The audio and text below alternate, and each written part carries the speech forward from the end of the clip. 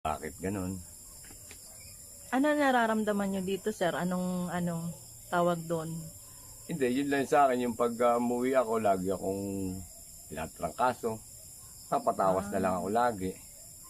Tapos, Pero ilang may- araw kaya yun bago? Ilang araw yung sakit nyo pagka Almost mga kada baba ako nung una, kada baba ako, lagi ako nagpapatawas eh. Ano naman nakikita sa tawas, sir? Minsan mukha, minsan kung ano-ano eh. Sabi nila, siyempre iba naman yung mga pagtatawas kung ano i-disguise nila eh. Minsan tao na mahaba buhok or nakadamit na mahaba, ganun. Kaya pag ako nagpatawas, yun ang lumalabas sa tawas. Ganun. Tapos, ilang taon ka na dito, sir, na Magdadalawang taon na akong pabalik-balik dito mula nung mamatay tatay ko. Kasi September